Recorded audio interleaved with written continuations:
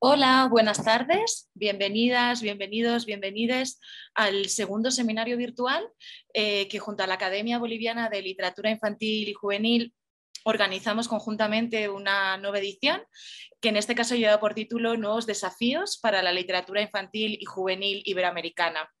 A lo largo de estos 3 días de seminario que damos inicio en el día de hoy y que se estará extendiendo hasta el día sábado en este mismo horario a las 3 de la tarde, contaremos con la participación de diferentes panelistas iberoamericanos que desde su experiencia nos ayudarán a profundizar a través del conversatorio en las diferentes temáticas que desde la ABLIC han propuesto para esta edición. Por nuestra parte, para no extendernos más, nos gustaría agradecer a todos los panelistas que han aceptado la invitación para sumarse a estos conversatorios, así como la ABLIC, por su interés en coorganizar junto al Centro Cultural estos espacios un año más. Y igualmente, como siempre, quisiéramos invitar a todas las personas que poco a poco se van sumando a través de las redes y que nos van a estar siguiendo estos días, a que todos aquellos comentarios y aportes que quieran compartir, que lo puedan hacer en los comentarios a través de las transmisiones en estos días para que se las podamos ir transmitiendo igualmente a nuestras compañeras de la ABLIC, así como a los panelistas. Así que nada, cuando quieras, Mariana, todo tuyo. Muchas gracias. Gracias al Centro Cultural de España, a Marta Rebollo, encargada de proyectos del centro, por abrir este importantísimo evento.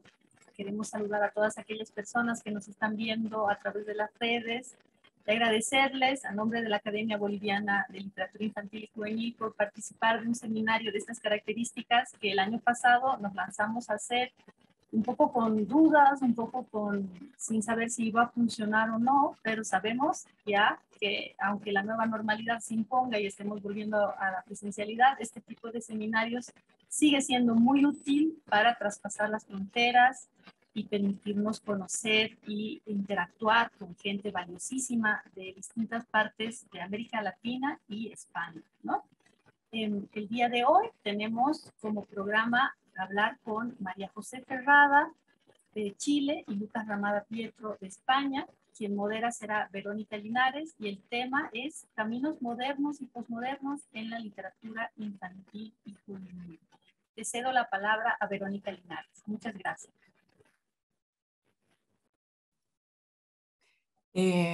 Buenas tardes a todos. Aquí estamos muy felices de poder retomar este seminario, sobre todo con panelistas de gran renombre que van a dar una mirada novedosa y, sí, y desafiante para este seminario o por lo menos esta charla de hoy que se ha denominado Caminos modernos y posmodernos en la literatura infantil y juvenil. Entonces, yo en primer lugar voy a presentar un panorama de la literatura postmoderna en Bolivia para saber en qué estamos un poco en nuestro país. Y luego voy a hablar de María José Ferrada, que no estará presente, pero que nos ha dejado gentilmente un video, y posteriormente con Lucas Ramada. Entonces, en Bolivia, para tener una idea más clara de lo que es el posmodernismo literario, vamos a retroceder en la historia y vamos a ver que este es un movimiento que surge después de la Segunda Guerra Mundial. Se trata de una corriente que se caracterizó por una ideología y un estilo que apelaban a la fragmentación, a la diversidad, a la paradoja, al enfrentamiento de mundos distintos, cruzando las fronteras de la realidad y la fantasía, así como las formas y géneros narrativos tradicionales. Es así como se empiezan a crear múltiples experimentos literarios, arriesgados y complejos, traspasando los límites de lo convencional sobre todo. Isabel Mesa, en su obra Historia de la literatura infantil y juvenil en Bolivia, habla de una literatura de contradicción, en la cual pueden variar las voces de los narradores y de los personajes, se incluye intertextos, y metaficción, y sobre todo se intenta provocar el asombro del lector y hacerlo partícipe de la construcción de su obra.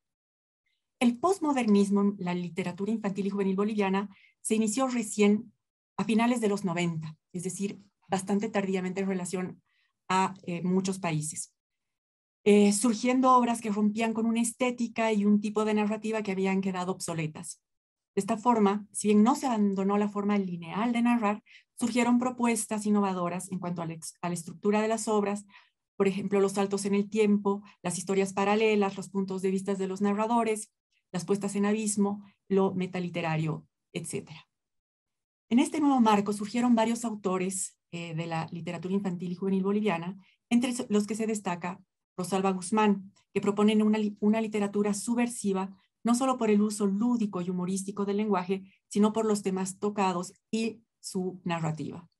De la misma forma, Carlos Vera es un novelista que toca temas como la migración y la adopción, utilizando estilos narrativos como ser el juego del lenguaje, las historias paralelas, la inclusión de intertextos, entre otros. Otra autora que entra en esta ola es justamente Isabel Mesa, cuyas obras basadas en la investigación histórica muestran y quieren poner siempre, valorar el patrimonio cultural y natural de Bolivia, sobre todo. Ella logra crear narrativas siempre asombrosas y subversivas, entrometiendo personajes de tiempos históricos distintos en sus relatos, mezclando géneros, tecnología, historia y videojuegos, incluyendo al autor en la narración, creando historias paralelas también y otras técnicas de este estilo. En el mismo marco podemos nombrar autores como César Herrera, Carolina Maldonado y Gilla Talarico. Sin embargo, este posmodernismo en nuestro país todavía se queda un tímido y corto en varios géneros y ámbitos, como ser en el libro álbum, género en el cual recién estamos comenzando. Lo mismo en el libro informativo y en realidad todo lo que se refiere a lo tecnológico y lo digital, como el videojuego. Muy bien, entonces este es a grandes rasgos el panorama en Bolivia y ahora yo quiero presentar a María José Ferrada, que, como les decía, no ha podido estar, lamentablemente. Esperemos que nos esté escuchando ahí donde esté, y la quiero presentar ahora. María José Ferrada nació en Temuco, Chile, es licenciada en Comunicación Social y escritora chilena, máster en Estudios Asiáticos por la Universidad de Barcelona. Sus libros han sido publicados en varios países. Cramp, su primera novela, ha sido la primera obra en ser galardonada con los 3 reconocimientos literarios chilenos de mayor prestigio. También es autora de guiones para cortometrajes, colabora con iniciativas literarias y teatrales y ha publicado varios libros infantiles en diversos géneros. Entre sus obras destacan El idioma secreto, Premio Orihuela, Niños, que obtuvo el Premio Academia Chilena de la Lengua para el mejor libro de literatura infantil publicado en el año 2013, El Jardín, que tuvo una mención honrosa en la categoría de ficción en la Feria de Bolonia en el 2017, El Bolso, que ha sido premiado ahora, hace muy poquito, entre los 20 ganadores del premio Fundación Cuatro Gatos del año 2021. Otras de sus obras son Diario de Japón, El interior de los colores, Mexique, Noticias al margen, entre muchas, muchas otras. En 2021 ella obtuvo el Premio Iberoamericano SM de Literatura Infantil y Juvenil, que es uno de los máximos galardones otorgados a autores iberoamericanos. El jurado del Premio Iberoamericano SM de Literatura Infantil y Juvenil resaltó que la autora ofrece una obra que rompe fronteras y que al tratar temas complejos o difíciles, extrapola la geografía de los hechos y universaliza la experiencia, además de que juega con la memoria personal y colectiva y transmuta la tristeza en otra cosa, un material del que siempre florece la ternura. Entonces, con estos tremendos antecedentes de María José, vamos ahora a presentar el video que ella nos ha mandado.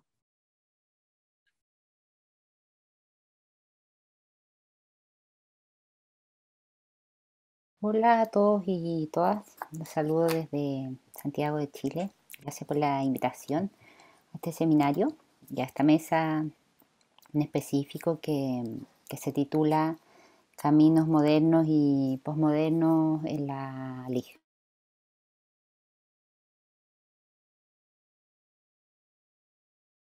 Se abren o se transitan desde la creación, que es el lugar en el que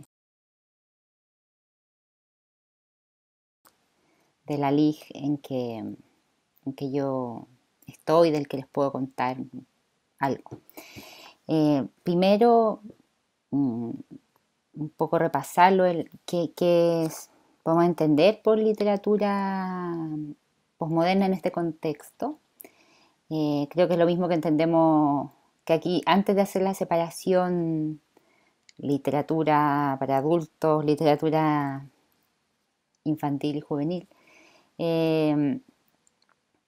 quisiera como hacer un marco un poco más general. La literatura posmoderna, ¿cierto? Lo que hace es como rechazar un poco entre otras muchas cosas, ¿cierto? Rechazar la distinción tan drástica y tan marcada entre género y formas de escritura. Nos permitiría, por lo tanto, cuestionar, en primer lugar, esa separación entre literatura para adultos, literatura para niños. Ya esa primera definición, la posmodernidad nos la pone un poco en cuestión. Otra característica de esta literatura que a mí me parece interesante desde la creación es lo ecléctico, ¿no? Pues la combinación de técnicas, la combinación de discursos, que es algo que no solo es interesante a nivel creativo, sino que también es necesario si con nuestra creación lo que buscamos es sumarnos a las preguntas de tiempos tan complejos como los que estamos viviendo. También otra característica de esta literatura es la mezcla de géneros, ¿no? La indefinición de los géneros.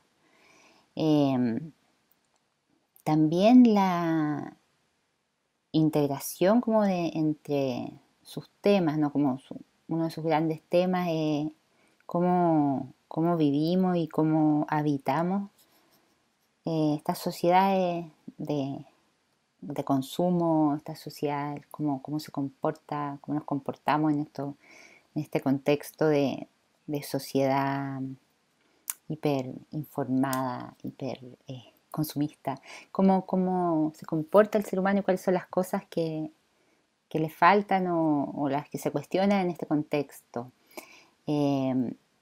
Hay también una cosa que me parece muy interesante, que es la flexibilización de las estructuras narrativas.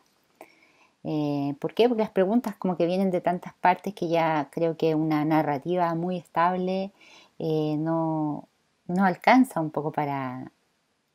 Quisiera no decir dar respuesta, porque la literatura creo que no es su objetivo ni puede dar respuesta, pero sí puede acompañar en las preguntas. Cuando las preguntas vienen de tantos lados, de manera tan inestable, también el discurso de la propia escritura creo que adopta esta inestabilidad. Quisiera mostrarles cómo eso me ha servido a mí entender cómo este marco y incorporarlo desde la creación. Cómo he integrado eso un poco en mi trabajo y por qué lo he integrado. Lo que a mí me interesa harto es la mezcla de géneros.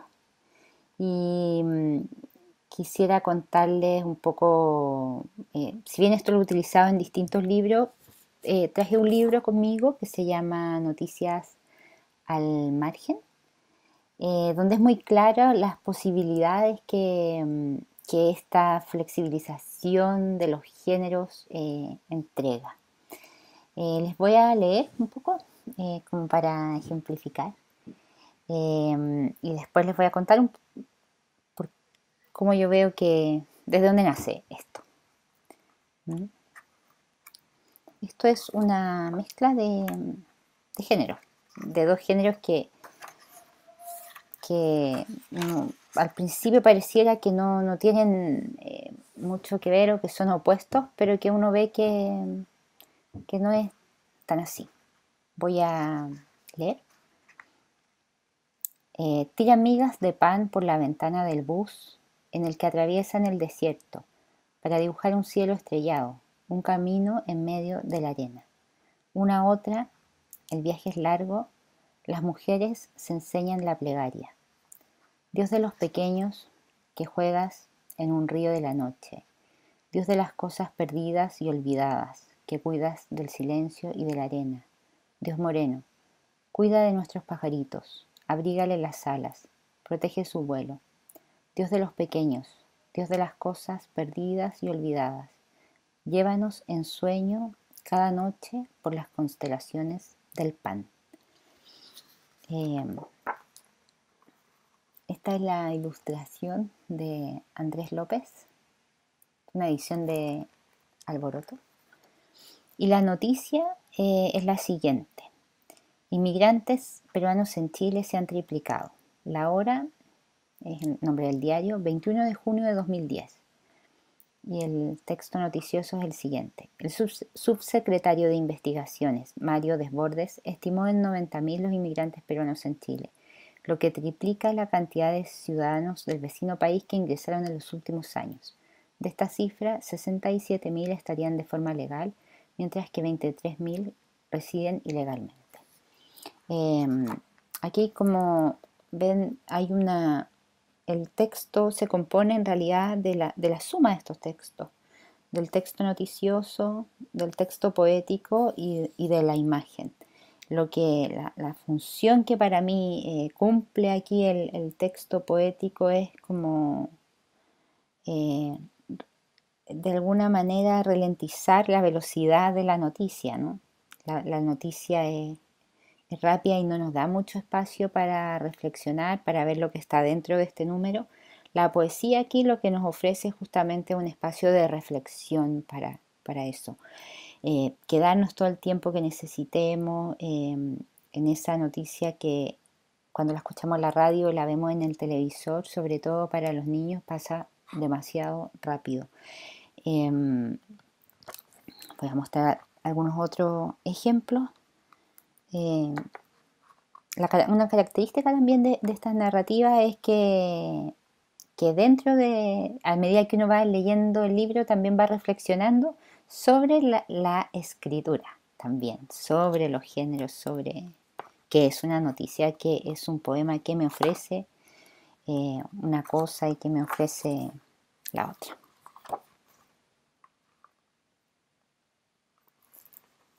Este dice así. Su cuento preferido es el de las zapatillas rojas. Por eso, cuando se compró un par en el mercado, se recordó a sí misma de niña, pasando las páginas del libro una y otra vez. Una y otra vez. Su madre le ha dicho que se quede en casa, pero ella quiere lucirlas y sale en puntillas. La vieron bailando en la calle, la vieron bailando en un callejón, la vieron bailando en el bosque oscuro, la vieron escapando de un lobo negro. Todos en la ciudad sabían el final. Nadie dijo nada. En la noticia, la segunda parte de este texto es: protestan por la ausencia de sus hijas con cientos de zapatos rojos. Norte Digital, México, 11 de diciembre de 2012. Con 300 pares de zapatos rojos que formaron un camino hasta la puerta de la Fiscalía General del Estado Zona Norte, ayer se manifestaron madres de jóvenes desaparecidas en la ciudad en el marco del Día Internacional de los Derechos Humanos. Zapatos Rojos es un llamado a la conciencia de las mujeres del mundo a solidarizar con la situación de violencia en aumento. Es una preocupación hacia las mujeres y las niñas que siguen desapareciendo y siendo asesinadas en Ciudad Juárez ante la mirada indiferente de las autoridades. Por último,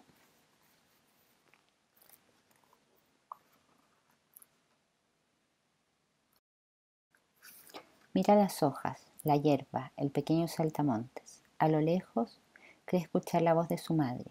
Respira, no lo olvides nunca. Mira la tierra y respira. La noticia. El pulmón verde está en llamas. Deutsche Welle, Alemania, 6 de septiembre de 2019.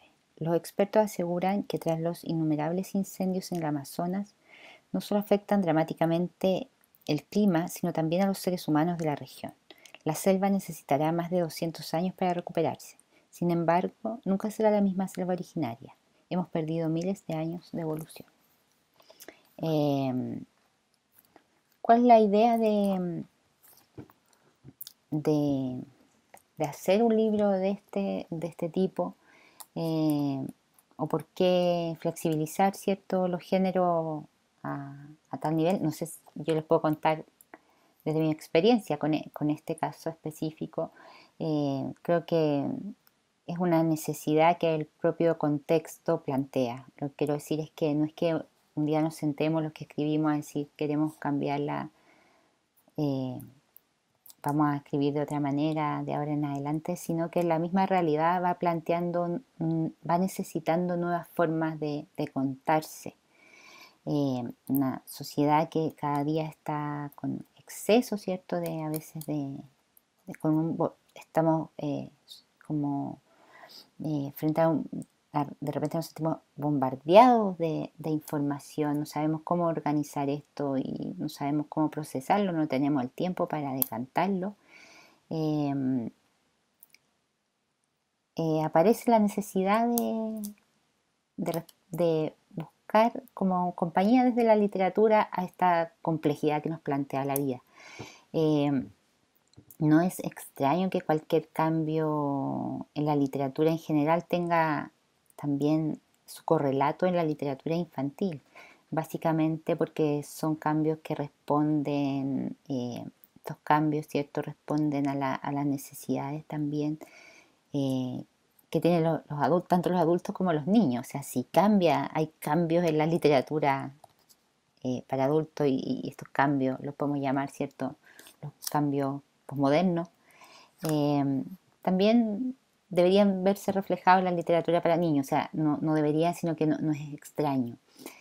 En este caso específico, a mí lo que me interesa en este libro es, por una parte, detenerme en las noticias, como les decía, por las que a veces pasamos de largo, por el tiempo característico de la noticia, ¿cierto?, que es un tiempo veloz, demasiado veloz, y crear desde la literatura y también desde la imagen un espacio de pausa y de reflexión, porque creo que es una necesidad de nuestro tiempo que, no, como les decía, no distingue edades, y creo que quienes hacemos literatura infantil, un poco estamos como abiertos y atentos a estas necesidades desde la creación. Así que me parece muy interesante que podamos en una mesa como esta conversar sobre cómo se dan esos procesos de cambio de los formatos, a qué responden y cómo los enfrentamos. Así que bueno, muchas gracias por la invitación y que sea una bonita mesa. Me habría gustado poder acompañarlos en vivo, pero no fue posible, así que estoy segura que mis compañeros de mesa van a continuar con el debate y con la construcción de pensamiento en torno a esto que nos interesa a todos y que sobre todo esperamos que signifique siempre la llegada de algo mejor para quienes nos leen finalmente, que son los niños y las niñas. Chao, chao.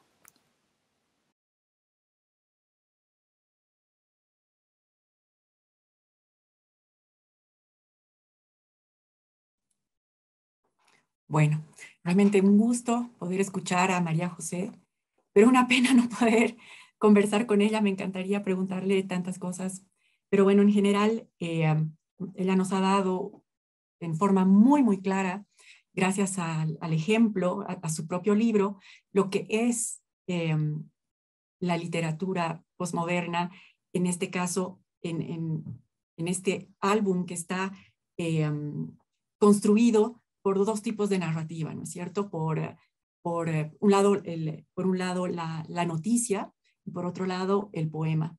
Entonces, justamente de eso se trata. La literatura posmoderna es eso lo que intenta, es flexibilizar, como ella misma decía, flexibilizar las estructuras narrativas y integrar temas complejos que pueden ser contradictorios, subversivos, combinando distintas técnicas y discursos.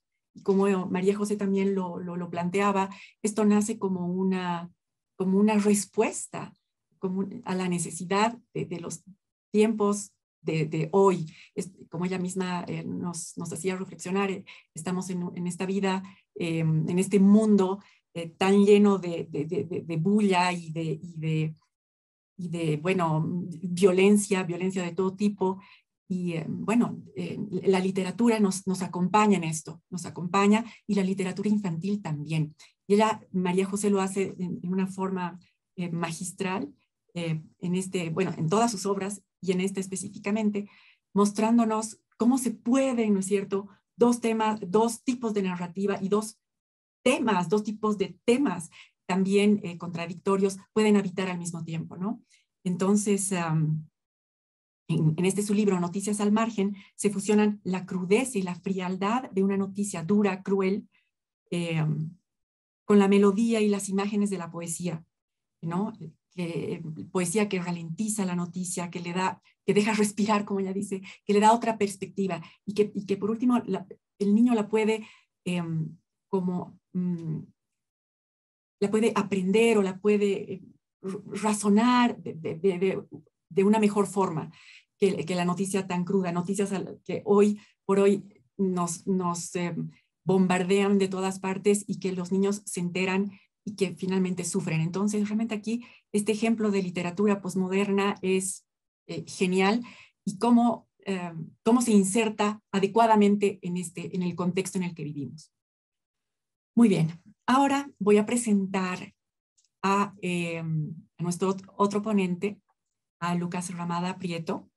Le voy a pedir que por favor prenda su cámara. Hola Lucas, y tu micrófono también ya lo puedes. Hola Verónica. Hola Lucas, entonces es un gusto, un honor el poder estar contigo, el que puedas participar aquí con nosotros en este seminario de la Academia Boliviana de Literatura Infantil y Juvenil. Entonces quiero hablar un poquito de ti, de tus antecedentes, para que te conozcan. Vale. A ver, Lucas Ramada Prieto nació en Cantabria, donde está ahora en este momento. Ahora mismo. En España, en 1985, sabemos tú. Es licenciado, ya sabemos tu edad. Es licenciado en Filología Hispánica por la Universidad de Oviedo, doctor en Didáctica de la Lengua y la Literatura por la Universidad Autónoma de Barcelona, con su investigación Esto no va de libros. Literatura infantil y juvenil digital y educación literaria. Esa es tu investigación. Lucas está especializado en el estudio de formas de ficción digital para niños, niñas y jóvenes y su relación con la educación literaria, tema que lo ha llevado a impartir múltiples cursos de formación y conferencias internacionales. Además de la investigación, tarea que desarrolla como miembro del Grupo Gretel. No sé si sigues ahí, Lucas. Sí, de colaborador, sí.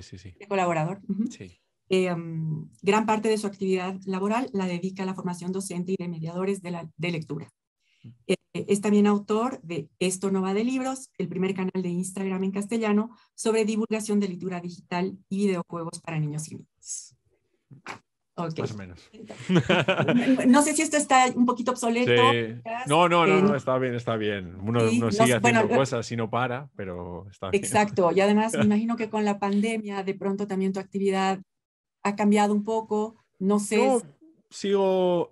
Ha crecido porque, bueno, uno va afincándose, encontrando sus huecos y respondiendo. Una de las cosas de las que estoy muy orgulloso es de haber transformado mi investigación doctoral en trabajo real de campo, de formación docente y de formación bibliotecaria, y no necesariamente en un libro, ¿no? Esa transformación en praxis y no solamente en discurso. Así que eso pues va poco a poco floreciendo, ¿no? Porque mi campo de trabajo sí que es algo en lo que hay ciertas urgencias. Supongo que hablaremos un poquitín hoy de esto. Y bueno, las urgencias, pues esto es como dicen los cazafantasmas, ¿no? ¿A quién vas a llamar? Pues bueno, pues me toca, ¿no? Me toca ir cubriendo algunos espacios en los que estoy honradísimo de participar, como estoy encantadísimo de que hayáis contado conmigo para hablar hoy sobre este tema. Muy bien. Lucas, acabamos de escuchar la ponencia de María José. En la que a ver quién habla después de María José. Es difícil esto, es difícil esto. ¿Cómo? Tenemos a dos grandes aquí. María José hace referencia, hace alusión al posmodernismo en el formato libro.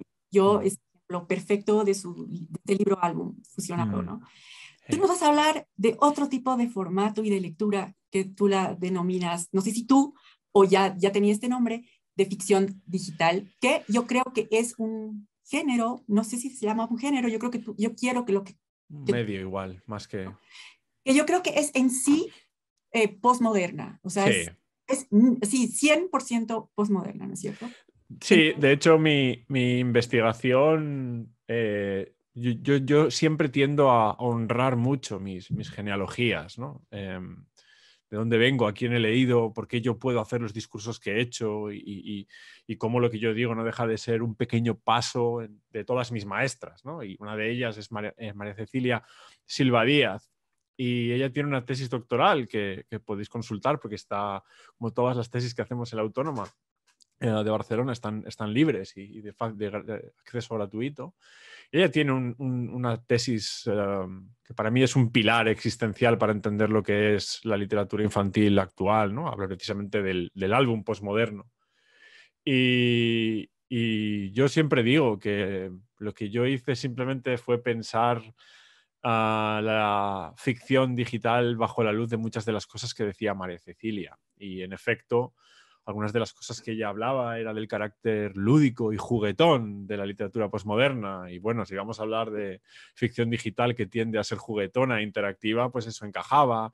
Ella hablaba del jugueteo con las sustancias expresivas, ¿no? De combinar diferentes lenguajes y maneras de contar, ¿no? Y bueno, si vamos a hablar de un tipo de producto cultural que es fundamentalmente multimedia, es decir, que combina la utilización del lenguaje escrito, evidentemente, del lenguaje oral, evidentemente, pero también de la ilustración, pero también de la imagen en movimiento y también del sonido, no solamente de la música, de la ambientación, pues evidentemente eso también encajaba, ¿no? en todas las ideas que ella estaba planteando.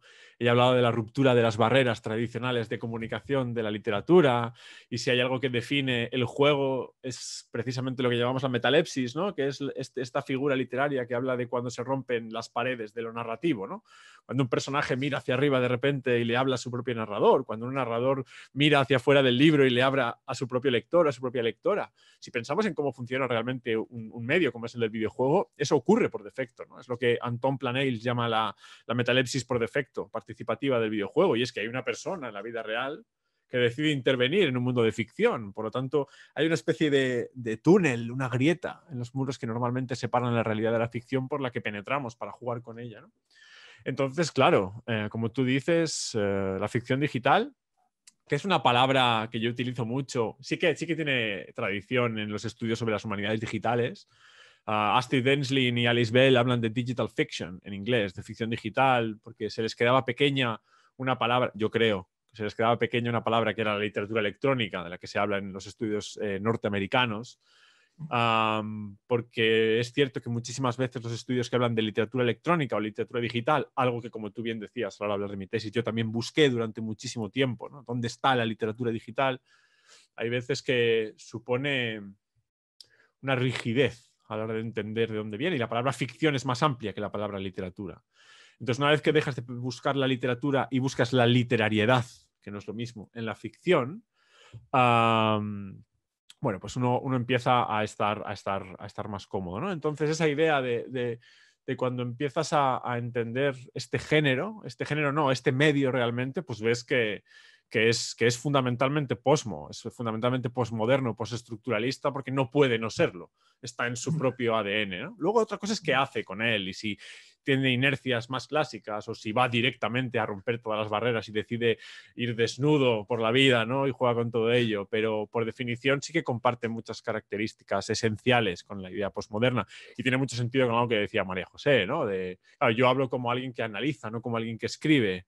Entonces, desde mi punto de vista como teórico, divulgador, formador de mediadoras, ella decía, la realidad pedía a gritos el florecer de la literatura posmoderna, la realidad pide a gritos analizarla para que la introduzcamos en nuestros procesos de mediación institucional, ¿no? Entonces, a mí que me encanta lo posmo, siempre he sido muy posmo, siempre he sido muy juguetón, es como me siento en casa ahí. Ya. Perfecto. Quiero que, Lucas, porque estamos hablando un poco de esto, pero sin haber definido. Definido. Sí, porque, mira, cuando escuchamos la palabra ficción digital, ¿no es cierto? ¿Qué se nos ocurre? Se nos ocurre desde el libro electrónico hasta el libro con el CD, hasta el libro con QR, en fin, ¿no es cierto? Sí. Yo sé que es mucho más y que hablas ahí, tú tienes un lenguaje donde hay palabras ahí que me fascinan, que son no sé, pues, por ejemplo, el hipertexto, el cibertexto.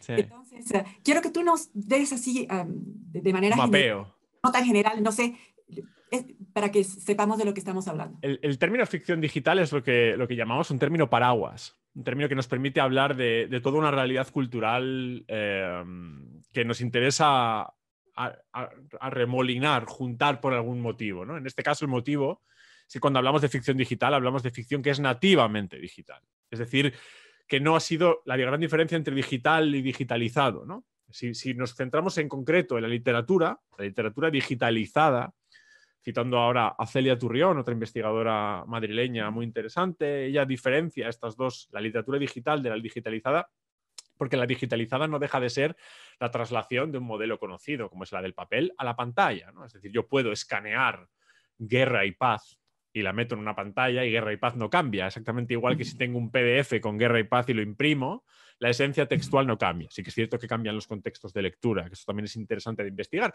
pero cuando hablamos de literatura nativamente digital, estamos hablando de que si la imprimo, pierdo algo, porque pierdo, por ejemplo, si tiene sonido, yo no puedo imprimir el sonido.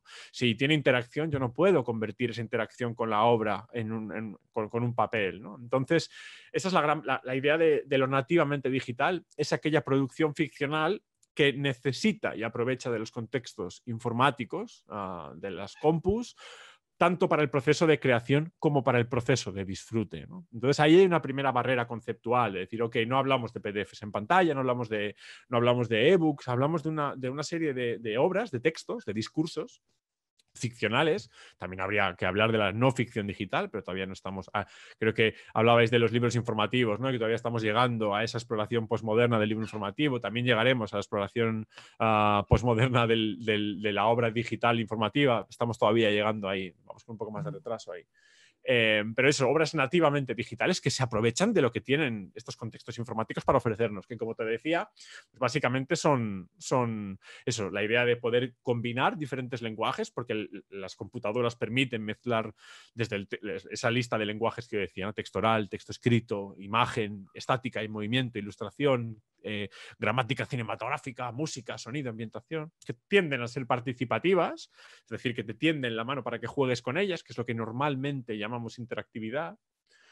Esa palabra que decías tú antes del hipertexto, ¿no? Que es esta organización casi caótica que tienen los documentos en el Internet, ¿no? Que no necesariamente es lineal, como se organiza un libro, que necesariamente tienes una estrategia de lectura lineal que empieza en la página 1, que acaba en la página 200 y que es inmutable. En cambio, cuando tú piensas cómo se organiza estructuralmente la Wikipedia, no la puedes pensar en línea, sino que la tienes que pensar de una manera con una especie de estructuración diferente, ¿no? Entonces, eso que también hablabais antes y que hablaba María José de la ruptura del orden, de las estructuras tradicionales, también forma parte de lo que es la ficción digital, ¿no? Y eso es la ficción digital. Y entonces la gente dice, oh, pero entonces estás hablando de videojuegos. Y bueno, estamos hablando de videojuegos, pero no solamente de videojuegos, porque también hay géneros más minoritarios dentro de la ficción digital. Pienso, por ejemplo, en el hipercómic, ¿no? Cómics que aprovechan precisamente estas propiedades para seguir fiel a cómo se comunica el cómic, esta combinación de bocadillos, imagen, texto y las calles que dividen una viñeta a otra, ¿no? Esa calle, esa línea blanca que no deja de ser una especie de elipsis narrativa en la que el lector o la lectora tiene que interpretar qué ha pasado de una a otra, ¿no? Esa es la esencia del cómic y eso se puede hacer utilizando otros lenguajes. Pienso evidentemente también en la literatura digital, literatura electrónica infantil también. Entonces, bueno, sí que son videojuegos, no todos, y no solo, ¿no? Entonces, bueno, es una palabra paraguas que yo creo que la utilizo para que la gente amplíe la mirada simplemente, ¿no? El lenguaje construye mundo, construye mirada, y utilizar palabras que invitan a percibir la realidad cultural de una manera amplia y móvil a mí me parece mucho más funcional que estar siempre encajonados en estructuras de pensamiento estrechas, ¿no? Porque como os decía, yo soy súper posmo, soy muy posmo, soy muy posmoderno. Ok, me parece genial que seas posmoderno. Bueno, ya que hay un tema, yo me imagino, generacional, ¿no es cierto? Eh, yo claramente creo que yo no fui, no nací posmo, pero sabes que, bueno, yo tengo hijos que juegan, han jugado muchísimo. Y claro, esto es la típica historia, ¿no es cierto? De ¿por qué pierdes tiempo jugando videojuego? Esa es lo que siempre hemos estado pensando. La primera vez que supe que un videojuego podía ser a partir de un videojuego se podía tener una experiencia lectora que va más, ¿no es cierto? Una verdadera experiencia lectora. Bueno, tuve un curso con Adolfo Córdoba y ahí pude conocerte y vi videojuegos. Realmente me abrieron completamente la mirada y mi perspectiva y me puse como más atenta a ver lo que jugaba mi hijo, que bueno, es adolescente. No me acuerdo los nombres, me da mucha pena y vergüenza y debería saberlos, pero no está conmigo. Bueno, pero empecé un poco a ver y a preguntarle y entonces realmente me empezó a abrir los ojos y a decir, efectivamente, o sea, el juego te ofrece una cantidad como de caminos para que tú vayas construyendo tu propia historia. Te ofrece diversas posibles finales, en fin, es infinito, ¿no? Más todo cibertexto, hipertexto, no sé. O sea que son cosas que yo no entiendo porque nunca he jugado un videojuego, ¿no es cierto?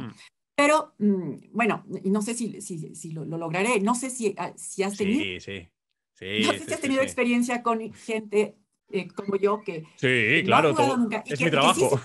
y que Es sí mi puede trabajo. aprender, es tu Sí, trabajo, y es que mi sí trabajo, es mi podemos trabajo. aprender a leer porque se lee, ¿no es cierto? Con otro tipo de lectura, un videojuego, ¿no es Sí, cierto? sí, es mi trabajo precisamente. Yo me dedico fundamentalmente a la formación de personal mediador, de gente que está acostumbrada a no jugar, de hecho, ¿no? La gente juega más de lo que dice.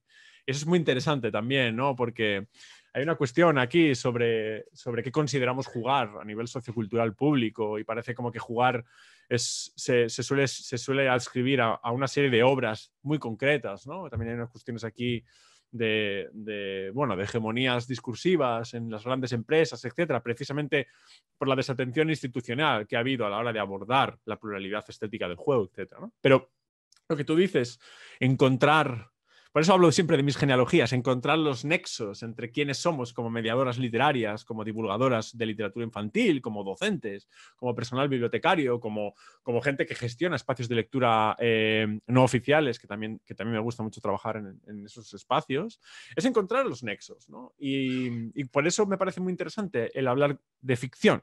Bueno, la ficción es la representación de un mundo que no es el nuestro y en el que ocurren cosas. Y esas cosas son un discurso, son una historia, son un conjunto de simbolismos, son poesía, hay lírica escondida, ¿no?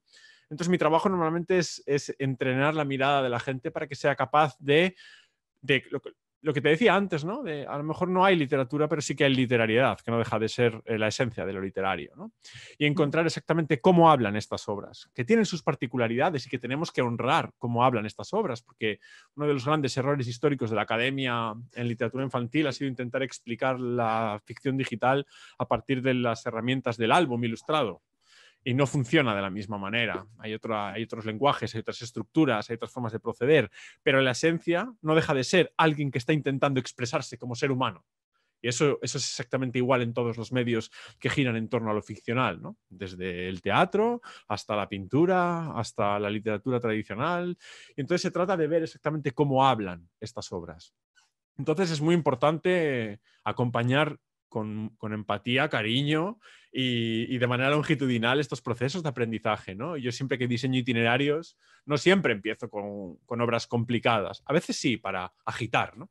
Como quien abre las ventanas de repente de una mansión que ha estado siempre cerrada, ¿no? Y que huele a cerrado y abres y te asustas, ¿no? Porque ha entrado la luz. Pero hay veces que después hay que ver, mira, fíjate en esta obra, por ejemplo, Touché de Ricky Blanco, que ganó el premio Conaculta de literatura digital en el año 2012, si no me equivoco. No deja de ser una especie de paso adelante del libro ilustrado, pero que mete música y mete animación. Entonces, la estructura no deja de ser una especie de doble página, que no desafía demasiado, pero empieza a meter otros lenguajes. Entonces la gente empieza a entender, ok, o sea, aquí veo dónde está lo que se me pretende contar, pero además añade otros lenguajes, ¿no? Y entonces empezamos como a abrir el espectro, a sentirnos cada vez más cómodas. Y al final se trata de eso, se trata de entender que todo en una obra digital pretende contarnos cosas. Entonces se trata de que aprendamos esos lenguajes y también jugar, porque cuando jugamos estas obras, no es, tú decías, hay posibilidades infinitas y podemos hacer lo que queramos, y eso es un poquitín una de las trampas ilusorias de la ficción digital. No podemos hacer cualquier cosa, podemos hacer solamente lo que sus autores quieren que hagamos. Y eso no puede ser infinito, sino que tiene un rango de posibilidades, y ese rango de posibilidades es la textualidad de estas obras, ¿no? Y ahí hay mensaje. Cuando yo te doy 150 opciones dentro de un juego, no te estoy dando 151. Son muchos, evidentemente. Es más que en una narración que te dan, ¿no? El otro día en una charla, en un taller con adolescentes, les preguntaba si la literatura se pasea y si los juegos se pasean. Y decían que los juegos sí, pero que en la literatura te llevan de la mano. Pues esto es interesante también. En los juegos, aunque tú creas pasear porque puedes mover a un personaje, también hay alguien que te está llevando de la mano, ¿no? Porque no te está dejando ir a cualquier sitio, sino a donde ellos quieren que tú vayas, ¿no? Entonces, entender también esa liminalidad textual, esos límites, es entender el texto y es aprender a leerlo, ¿no? Un juego al que todo el mundo juega, al público adolescente, como el GTA, el Grand Theft Auto, que todo el mundo juega esto, ¿no? Y entonces les preguntas a los niños y a las niñas si puedes hacer lo que quieras. Y te dicen, claro, puedo hacer lo que quieras. Y yo les digo, ¿y puedes tener un huerto urbano ecológico en la terraza de un edificio? Y me dicen, no, ¿por qué querrías hacer eso? No sé, me has dicho que puedo hacer lo que quiera. Yo no quiero robar un coche y conducir a toda pastilla. Quiero ir a una biblioteca. ¿Puedo ir a una biblioteca en el Grand Theft Auto? No puedes ir a una biblioteca, pum. Y de repente se dan cuenta de que no pueden hacer todo, ¿no? De repente se dan cuenta de que hay un mensaje concreto, hay un discurso concreto, y empezamos a ver a los autores, a percibirlos. Y cuando empezamos a percibir los autores, empezamos a percibir los textos. Cuando empezamos a percibir los textos, aprendemos a leerlos. Entonces no deja de ser eso, aprender el lenguaje, ¿no? No deja de ser ir a un país ajeno, con un lenguaje ajeno. Y al principio todo es muy caos y asusta y da miedo y se siente como amenazante. Y de repente empiezas a entender algunas palabras y te sientes más en casa, ¿no? Y se trata de eso, de poder hacer mediación con obras que se sientan en casa, porque eso es importante a la hora de trabajar la ficción con la que mediamos con la infancia. Genial, genial que seas un mediador de este ámbito. Ahora, tengo algunas curiosidades. ¿Tú de cuándo decidiste o descubriste que tal videojuego, pues sí pertenece al mundo de la ficción, tal otro videojuego? No, claro, tema de calidad, imagino. Sí. Por supuesto. Sí. Pero tú ¿cómo lo fuiste descubriendo? O sea, como yo no entiendo esto de verdad, ¿cómo en tu cabeza dijiste, sí, realmente esto es parte de una experiencia lectora? Y, o sea, yo llegué a Gretel, a la Autónoma, porque yo quería estudiar con Teresa Colomer, que para mí era un lujo. Yo llevaba años leyéndola. Mi madre es maestra de la escuela pública en España y una maestra de las que lee mucho y de las que lee teoría, me refiero, de las que lee didáctica, de las que quiere saber cómo se da clase, ¿no? Y entonces en mi casa estaba Teresa. Entonces yo cuando acabé, pues yo estudié literatura, yo soy especialista en literatura hispánica. Y cuando acabé yo dije que quería saber de didáctica literaria, porque para mí era importante saber qué hacer con la literatura desde una perspectiva educacional. Entonces yo fui a estudiar con Teresa y yo quería hacer un trabajo sobre la tesis de máster, quería hacer literatura posmoderna en infantil. Y Teresa me dio la tesis de María Cecilia y entonces empecé a trabajar con ella y en un momento ella decidió que yo debía ser bueno en esta cosa de las pantallas porque era más joven y porque ellos tenían un proyecto sobre literatura digital y me dijo, ¿por qué no pruebas todo esto? Además, a mí se me da muy bien la teoría abstracta y definir los márgenes de un nuevo espacio discursivo requiere dominar la teoría. Por eso todas estas palabrejas, uno tiene que sentirse cómodo con ellas para que no te asusten, ¿no? Y luego ser capaz de contarlas, ¿no? y de comunicarlas.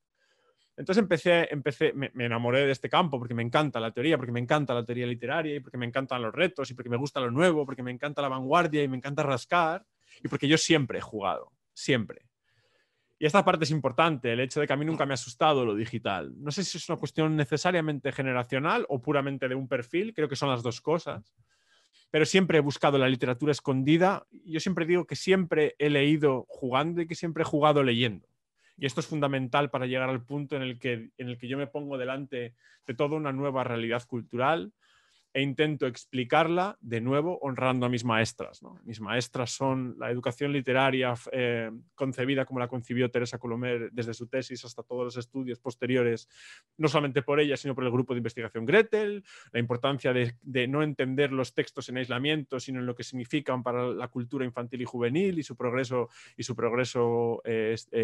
competencial y educativo.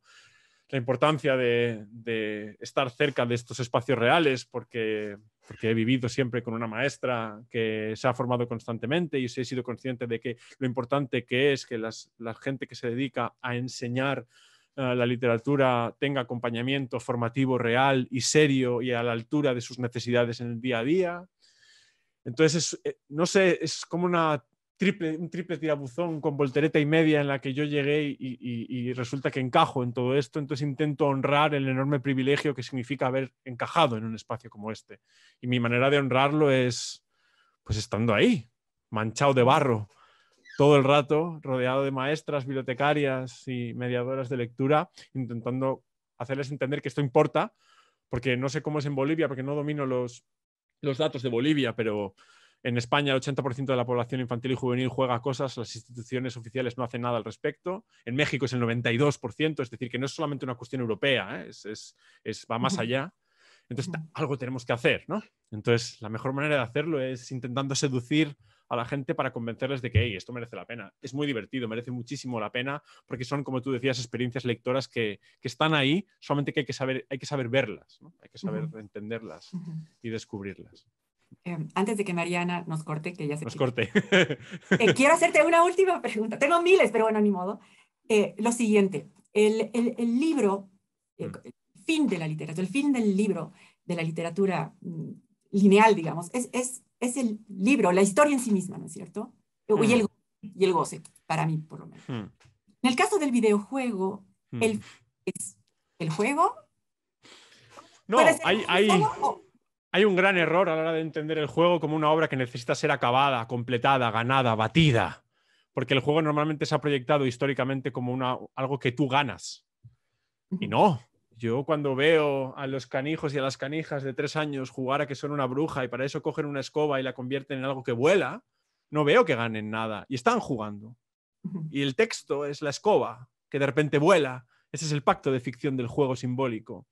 El videojuego puede ser ganado, porque hay deportes y hay juegos que también tienen condiciones de victoria y derrota, pero no es condición sine qua non para ser juego. Un juego puede ser simplemente un espacio que te invita a participar con él y que te quiere contar algo. Y a veces el objetivo final del juego simplemente quiere ser que lo escuches. Lo que pasa es que para escucharlo tienes que jugar con él, porque es parte de su lenguaje. Entonces eso es importante tenerlo en cuenta. Cuando hablaba de los lenguajes, hablaba de esto. Jugar es un lenguaje y hay que saber escucharlo. Y a veces todo queda ahí. Y hay veces que los espacios de juego son parques. Lo que pasa es que a veces son digitales y requieren que utilices un mando o una pantalla táctil o unos códigos. No pasa nada, estás jugando, hay un parque ahí dentro. Disfrútalo sin tal. No tengas esa necesidad de ganar, porque yo no juego para ganar. Ya hace muchísimos años que dejé de hacerlo para eso. Entonces juego para leerlo, es lo que os decía antes, ¿no? Entonces vamos a también a quitarnos ese estigma, ¿no? De que el juego es el FIFA o es el Fortnite o es el GTA en el que yo cuando lo he ganado es cuando se ha acabado. No, hay muchísimos juegos que no quieren que los acabes, que simplemente quieren que estés con ellos. Perfecto, y en eso se nota exactamente, es la misma esencia. La experiencia estética, ¿no? Al final la literatura como experiencia de la que hablaba Rosenblatt es exactamente igual cuando hablamos del espacio de disfrute estético en el juego. Perfecto. Bueno, ahora sí creo, no, Mariana, ya ahí terminamos. Más que terminar, agradeciendo muchísimo esta intervención brillante, queremos dejar un espacio para las preguntas. Si es que hubiese una pregunta en el Facebook Live, que nos pueden ir comunicando quienes manejan el centro. Y también aprovechar también para meterme yo y hacer un par de preguntas. Una, Aquí el gran fenómeno es Roblox. Sí, Roblox. Roblox se permitió en la pandemia crear mundos donde los niños podían perderse e interactuar de acuerdo a diferentes escenarios, de propuestas de juego, si quieres, y era gratuito, ¿no? Que era muy importante porque no todo el mundo puede pagar. Aquí hay una otra relación con el tema de los juegos, de acceso a juego gratuito, que se cambia mucho, ¿no? Y lo interesante de o de Among Us, digamos, que era otro gran éxito del 2020, el Among Us, era que luego lo recreaban en el patio de juegos. Por ejemplo, ser vigilante o ser circulante o ser el... Jugaban a eso en la vida real, ¿no? Entonces escondíamos papelitos para ver quién iba a ser, qué rol el iba impostor. a asumir. El impostor, ¿no? Pero yo tenía una consulta respecto a cómo crees o cómo se puede orientar a la gente que está interesada en producir nuevas narrativas. ¿Cuáles son los criterios de calidad? Bueno, si uno quiere crear cultura, tiene que consumir cultura. Es fundamental construirse un bagaje de experiencias que te muestren los buenos libros que enseñan a leer, que decía la propia María Cecilia Silva Díaz, que dice también Margaret Meek en su libro sobre lo que los libros enseñan a los lectores, ¿no? Y un creador, una creadora tiene que meter la nariz hasta el fondo en el pastel de la ficción digital estéticamente relevante, ¿no? Tiene que saber a qué huele para saber exactamente cuáles son las posibilidades, ¿no? Uno no puede inventar constantemente la rueda. Uno de los grandes problemas de la entrada de las editoriales librescas en el mundo del digital es que nadie en esos despachos ha jugado en su vida y no saben cuáles son las posibilidades. Y lo que pretenden hacer es simplemente contratar un programador a sueldo para que le dé un poquitín de animación a una obra que ya preexiste en libro y que ha sido pensada para ser el libro, y eso no ofrece nada a la experiencia electrónica. Pero bueno, al final, cuando yo hago formación, invito a hacer valoración de criterios de calidad, porque elegir obras de ficción digital requiere ser crítico y crítica. Entonces lo que tenemos que hacer básicamente es lo que hacemos con el libro tradicional, que es, ok, si un libro ilustrado se compone de texto escrito, imagen y la combinación de ambos y la utilización del formato libro o el formato libro como objeto y materia estética, pues vamos a añadirle todo lo nuevo que tiene el digital y hacer lo mismo. Vamos a olisquear si es pertinente la música elegida, si son pertinentes los sonidos elegidos, si la estética visual elegida es acorde con aquello que se pretende contar. Vamos a valorar críticamente el texto introducido, vamos a valorar la construcción narrativa que tiene, la construcción poética, y vamos a coger todo eso y a valorarla en su totalidad, ¿no? Porque también es importante esto, no centrarnos simplemente en lo que podríamos llamarlo microestructural, lo inmediato, sino la totalidad de las obras. Al final no deja de ser una valoración estética de un medio que requiere entender, y esto es complicado, porque a veces le pedimos a la gente que sea experta en todos los lenguajes posibles, ¿no? Que es como, no basta con que sepa interpretar literatura, que ahora tengo que saber leer el cine. No hace falta que te conviertas en crítica cinematográfica, pero creo que es importante que sepas lo que es un contrapicado, que sepas cuál es una transacción de planos, porque los lectores del mundo de hoy no son lectores exclusivamente literarios. El mundo no es exclusivamente literario, ¿no? Decía Clara Butnick que nos estamos obsesionando con leer los libros y nos estamos olvidando de leer el mundo. Ella hablaba de leer los bosques, cosa que como norteño de España lo aprecio muchísimo, pero como crítico en ficción digital y teórico al respecto, el mundo es multimedia. Entonces no podemos obsesionarnos en leer solamente dos lenguajes cuando nuestros niños y niñas están todo el día expuestos a lo multimodal, ¿no? Hay que enseñarles a leer qué significa una entrada melodramática de una música para venderte café en un anuncio y que eches de menos a alguien en la época navideña, ¿no? O qué significa presentarte a un personaje desde arriba para que lo veas pequeño, exactamente igual que ese tipo de cosas hay que aprender a valorarlas también, porque forma parte de todo esto.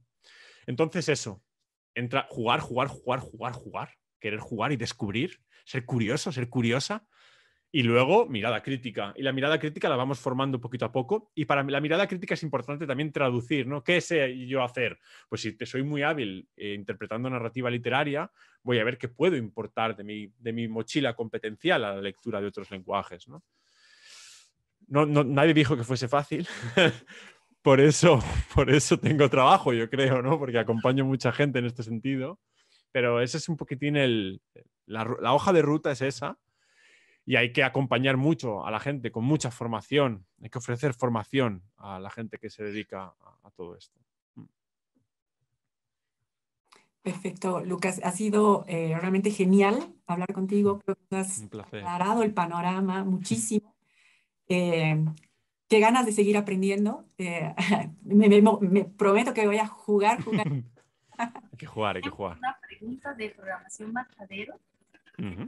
Y quiere preguntarle a Lucas cómo diferenciar entre las posibilidades positivas que brindan los videojuegos, siendo que son mega empresas que quieren vender a consumidores y nada más, y los beneficios de la literalidad en los videojuegos. Bueno, ahí es donde entra una de las cosas que yo siempre digo, y es que la selección es fundamental. El primer ejercicio de mediación es la selección previa de la persona adulta, ¿no? Y bueno, cuando una empresa simplemente quiere venderte cosas es muy fácil de percibir. Normalmente son obras gratuitas, llenas de anuncios, y decimos, es gratis. No, no es gratis. Lo que estás pagando es con el tiempo de la infancia, y el tiempo de la infancia es sagrado. Entonces, es cierto que a veces hablamos de gratuidad en las obras de digitales, eso a veces es un punto a favor, pero cuando queremos gratuidad en la literatura lo que hacemos es ir a una biblioteca, no consumir libros gratis, ¿no? Por ejemplo.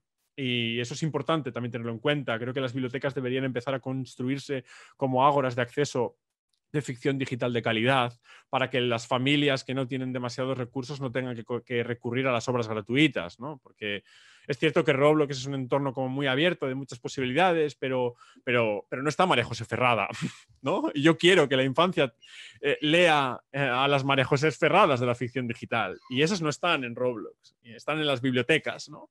Entonces yo creo que esto también es importante, que la gente que crea ficción digital de calidad también tiene derecho a comer, y eso a veces tiene un precio, y es evidente que no podemos pedirle a las familias que se gasten, no sé cuánto es en vuestra moneda, pero exactamente igual que hay muchas familias aquí que no podemos pedirle que se gasten los $18, euros que vale un álbum ilustrado, tampoco podemos pedirle que se gasten los 20 que vale X juego, o los 6 euros incluso que valen las... Pues entonces ahí están las instituciones públicas, de construir esos ágoras culturales que son nuestros espacios bibliotecarios, etcétera, ¿no? Con mayor o menor precariedad en función del contexto, que soy consciente de esto, ¿eh? Pero ahí es donde la selección, información, o sea, construir mirada crítica para seleccionar obras, darnos cuenta de que hay unas posibilidades ilustradas enormes, también escritoras, musicales, etcétera, y seleccionar para poder ofrecer estas obras de calidad.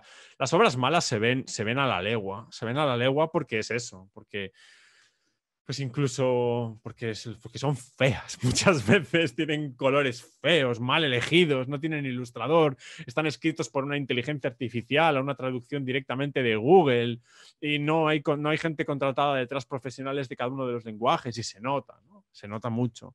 Y bueno, pero básicamente se trata de eso, de construirse una mirada crítica e informada y una serie de experiencias que nos permitan diferenciar. Cuanto más mochilas tenemos, más obras tenemos en nuestra mochila de experiencias, más elementos de contraste tenemos, ¿no? Por eso parte del aprendizaje es probar cosas, es probar cosas.